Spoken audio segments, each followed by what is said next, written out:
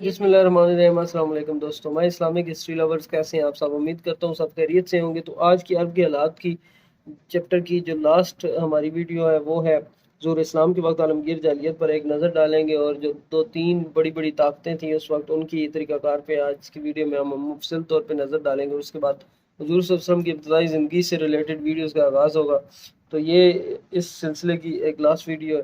تو آئیے اس میں آج کی ہائی لائٹس دیکھتے ہیں کہ اس میں ہمیں کیا کیا سننے کو ملے گا۔ قسطنطنیہ کی بزنطینی حکومت اور اس میں موجود بے شمار برائیاں کون سی تھی؟ ظہور اسلام کے وقت عالمگیر جاہلیت پر ہم ایک نظر ڈالیں گے، اور اس کے علاوہ ہم دیکھیں گے کہ قسطنطنیہ کے بادشاہ کس طرح لوگوں کے خدا بنے بیٹھے تھے، کس طرح کے ان کی مرضی پہ لوگوں کو زندہ جلا دیا جاتا تھا، اور کس طرح وہ جو کلیسا کے پادری تھے انہوں نے آپس میں کس طرح مکا کیا ہوا تھا کہ وہ بادشاہوں کو پرمٹ دیتے تھے جو مرضی وہ کرتے پھریں، اور بادشاہ ان کو نہیں پوچھتے تھے کہ وہ جتنا مرضی عوام کو لوٹیں اور اپنا مال بناتے رہیں۔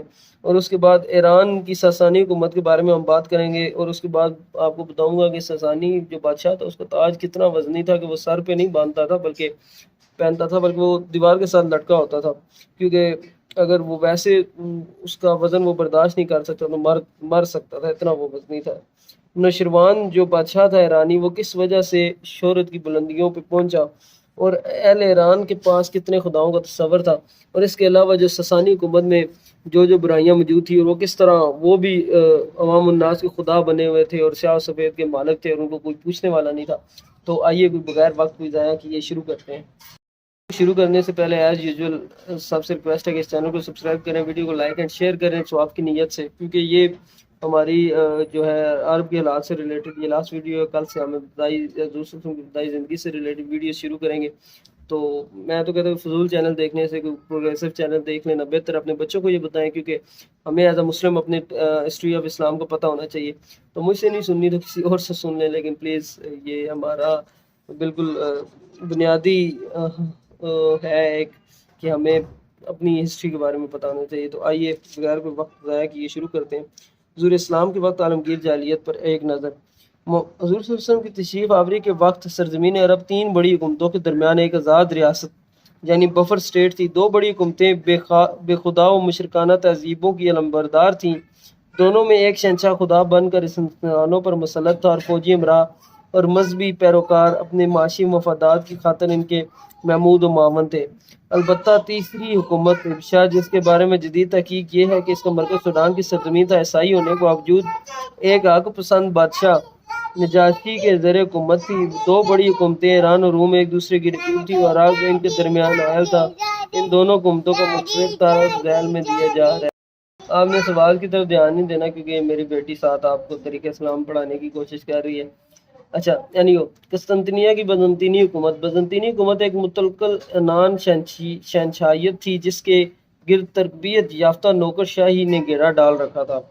کیسر جو کہ ان کے بادشاہ جو بھی ہوتا تھا اس کو کیسر کہتے تھے۔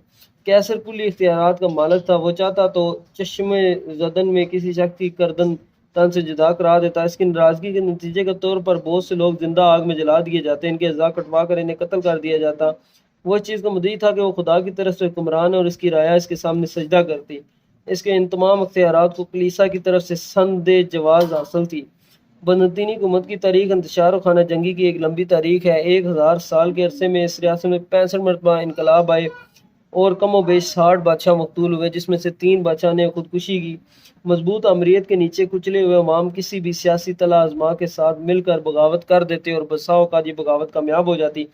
تاہم ان انقلابات سے حکومت کی روایات میں کچھ زیادہ تبدیلی نہیں آئی، بلکہ خاندان چینج ہوتے رہے کہ ایک خاندان سے دوسرے خاندان میں بادشاہت منتقل ہوتی رہی۔ قسطنطنیہ میں شہنشیت اور کلیسا کی ملی بھگت قائم تھی۔ اہل کلیسا بادشاہی اختیارات کو مذہبی سند دیتے تھے، اور اس کے بعد بادشاہ نے انہیں وسیع اختیارات دے رکھے تھے۔ وہ عوام سے ٹیکس وصول کرتے تھے اور بڑی بڑی مذہبی جائیدادیں بنا رہے تھے۔ عوام جہل اور توہم پرست تھے، اور اہل کلیسا ان کی کمزوریوں کو دور کرنے کی بجائے ان سے ناجائز فائدہ اٹھاتے تھے۔ تعویذ ٹوٹکوں کا وسیع کاروبار کا پادریوں کے ہاتھ میں تھا۔ چڑھاووں کی آمدنی اس کے علاوہ تھی۔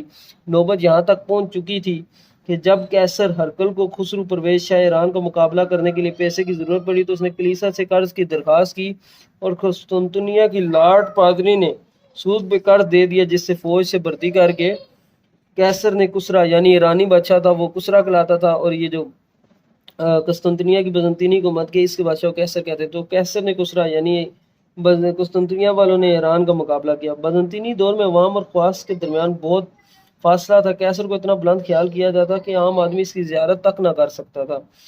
شاہی افسر اور کلیسا کے پادری اونچے طبقے میں شمار ہوتے تھے اور عوام کے حقوق ان کے ہاتھوں میں پوری طرح پامال ہو رہے تھے۔ ان پر ہر طرح کے ٹیکس لگائے جاتے تھے اور کیسر کا معمولی سا عتاب ان کے درباریوں کی ناراضگی ان کی جان لینے کے لیے کافی ہوتی تھی۔ خود عوام توم پرست ارتویز ٹوٹکوں اور بت پریت میں مان رکھتے تھے۔ مذہبی طبقہ ان کی ان کمزوریوں سے خوب ناجائز فائدہ اٹھاتا تھا۔ عورتوں کو معاشرے میں کھلونے کی حیثیت حاصل تھی۔ جب بادشاہ شادی کرنا چاہتا تو ملک کی تمام خوبصورت عورتیں اس کے سامنے پیش کر دی جاتی، وہ جس سے چاہتا شادی کر لیتا۔ دولت کی فراوانی اور نوکر شاہی کی وسیع اختیارات کی وجہ سے اوپر کے طبقے میں عیاشی بہت زیادہ تھی اور بیچاری عورت کو ہر جگہ دل بہلانا پڑتا تھا۔ ایران کی ساسانی حکومت۔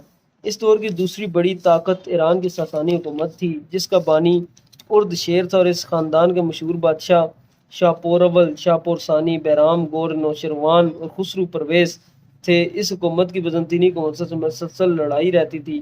ساسانی بادشاہ اپنے آپ کو عوام سے بہت بلند خیال کرتے تھے اور اہل مذہب کی طرف سے ان کی حکومت کو جو جواز دیا گیا تھا، اس وجہ سے وہ اپنے آپ کو دنیا میں کسی کے سامنے جواب دہ نہیں سمجھتے تھے۔ بعض اوقات تو وہ دعا خدائی تک جا پہنچے تھے۔ مثلا خسرو پرویز نے جب کیسر ہرقل کو شکست دی اور اس نے صلح کی درخواست دی، خسرو نے جواب میں لکھا، سب خداؤں سے بڑے خدا، تمام روئے زمین کے مالک خسرو کی طرف سے اس کمینے اور بے شعور بندے ہرقل کے نام، تو کہتا ہے کہ تجھے اپنے رب پر بھروسہ ہے، تو کیوں نہ تیرے رب نے یروشلم کو میرے ہاتھ سے بچا لیا۔ ساسانی شہنشاہ کسرا کہلاتے تھے اور عوام سے بہت کم ملتے تھے۔ صرف چند مقدس دنوں میں وہ عوام کی شکایات سنتے تھے۔ ہاں جی کاکا۔ لیکن اس کے لیے بھی یہ طریقہ مقرر تھا کہ سائل بادشاہ کے سامنے جاتے ہی سجدہ ریز ہو جاتا، اس وقت تک سر نہ اٹھاتا جب تک بادشاہ خود اسے حکم نہ دیتا سر اٹھانے کا۔ سر اٹھانے کے بعد وہ ایک لمبی سی نظم پڑھتا بادشاہ کی عزت و تعریف میں۔ پھر اس کے بعد بادشاہ سے اجازت ملنے پر وہ نہایت عاجزی سے اپنی عرض کرتا۔ شاہی دربار میں بادشاہ کا تخت پردے میں ہوتا تھا، اس کے اوپر سونے چاندی کا بنا ہوا بہت بڑا تاج زنجیر کے ذریعے چھت سے لٹک رہا ہوتا تھا۔ بادشاہ تخت پر بیٹھ کر تاج پہن لیتا تو پردہ اٹھا دیا جاتا۔ تاج اتنا وزنی تھا کہ اگر اسے چھت سے باندھ کر نہ رکھا جاتا تو بادشاہ اس کا بوجھ ناقابل برداشت ہو جاتا تھا۔ اس میں اتنے ہیرے جواہرات جڑے ہوئے تھے کہ ان کی چمک سے لوگوں کی آنکھیں چندیا جاتی تھیں، یعنی وہ اس کو دیکھ نہیں سکتے تھے۔ یہ سب ٹھاٹھ عوام کو مروب کرنے کے لیے تھے۔ اس کے باوجود بادشاہ کو ہر وقت جان کا خطرہ لگا رہتا تھا۔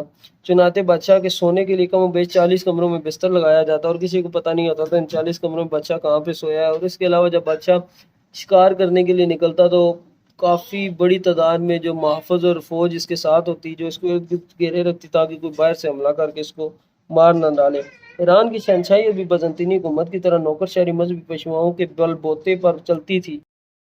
آتش پرستی کے محافظ شہنشاہ کو اس مذہب کے پیشواؤں کی حمایت حاصل ہونا لازم تھی۔ اس طرح سے رابطہ ملازمین اور وزراء ہی کے ذریعے ممکن تھا، اس لیے اعلیٰ سرکاری ملازمین کا طبقہ بہت اہمیت اختیار کر چکا تھا۔ تاریخ میں جب بھی حکمران نے عوام کی نگہداشت خود کرنے کی بجائے انہیں درمیانی واسطوں کے ذریعے دبایا ہے، عوام کی زبوں حالی کی انتہا تک نہیں رہی۔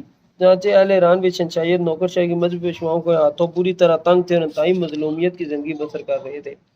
نوشروان کی صفت عدل کو اس لیے زیادہ شہرت حاصل ہوئی کہ ایران میں صدیوں سے عدل و انصاف کا تصور ہی ناپید تھا۔ اس نے سنسانی ہونے کے باوجود اس کو قائم کر کے دکھایا۔ ایران کی معاشرت کے دو پہلو خاص طور پر نمایاں تھے۔ عوام اور خواص کے درمیان توم پرستی، آمریت، نوکر شاہی اور مذہبی اجارہ داری کی ملی بھگت نے عوام کو بہت ہی پست معیار پر پہنچا دیا تھا، اور چوری ڈاکہ زنی اس طرح کے کسی حادثے کی صورت میں ان کا کوئی پرسان حال نہ ہوتا تھا۔ عیش و عشرت میں غرق شہنشاہ کے خلاف علم بغاوت بلند کرنا مذہباً گناہ تھا۔ توم پرستی کا یہ عالم تھا کہ بادشاہ خود بھی نجومیوں کے فیصلے کے علاوہ کوئی قدم نہ اٹھاتا اور عوام بھی طویل داغوں پر انحصار کرتے تھے۔ بادشاہ کے خاص مشیروں میں نجومی جڑے تک شامل ہوتے تھے۔ صرف عقل مند قسم کے بادشاہ ہی دانا وزراء کی خدمات حاصل کرتے تھے۔ اہل ایران دو خداؤں کے قائل تھے، ایک ہی روشنی یا خیر کا خدا جس کو آہور مزدائیہ یزدان کہتے تھے، اور دوسرا ظلمت یا شر کا خدا جس کا نام انہوں نے ہرمن تجویز کیا تھا۔ ان کا عقیدہ تھا کہ ان دونوں خداؤں میں باہم کشمکش اور طاقت آزمائی ہر وقت اور برابر جاری رہتی ہے۔ تو آج یہ ادھر ہمارے پہلے چیپٹر بہشت نبی کے وقت عرب کے حالات کا اختتام ہوتا ہے۔ کل سے انشاءاللہ ہم حضور صلی اللہ علیہ وسلم کی ابتدائی زندگی کے حالات سے شروع کریں گے۔ تو یہ ہمارا پہلا سٹیپ تھا جس میں ہم نے آپ کو بتایا کہ حضور صلی اللہ علیہ وسلم کی بعثت سے پہلے عرب کے حالات کیسے تھے۔ اب انشاءاللہ ہم حضور صلی اللہ علیہ وسلم کی ابتدائی زندگی ڈسکس کریں گے، پھر جب انہوں نے نبوت کا دعویٰ کیا وہ ڈسکس کریں گے، پھر آنے والے غزوات، پھر جو چیلنجز مکہ میں پیش آئے، پھر ہم مدینہ میں انہوں نے کیسے ہجرت کی، پھر مدینہ میں کیسے اسلام پھیلا اور کیسے مطلب سٹیپ بائی سٹیپ ہم اس کو ڈسکس کرتے جائیں گے۔ تو پلیز اس چینل کو سبسکرائب کریں، ویڈیو کو لائک کریں، شیئر کریں، تاکہ ہر جو آنے والی نئی ویڈیو جو ڈیلی اپلوڈ ہوتی ہے آپ کو ٹائم سے مل سکے۔ اس کے علاوہ میری آپ سب سے التماس ہے کہ جتنی ہو سکے ہمارے جو سیلاب زدگان ہیں ان کی مدد کے لیے آگے آئیں۔ بہت برے حالات ہیں ان علاقوں میں جہاں پہ سیلاب آیا ہوا ہے، تو پلیز جتنی ہو سکے ان کی مدد کریں۔ ویڈیو دیکھنے کا اور ہمارے ساتھ رہنے کا بہت بہت شکریہ۔ اللہ علیہ ناصر۔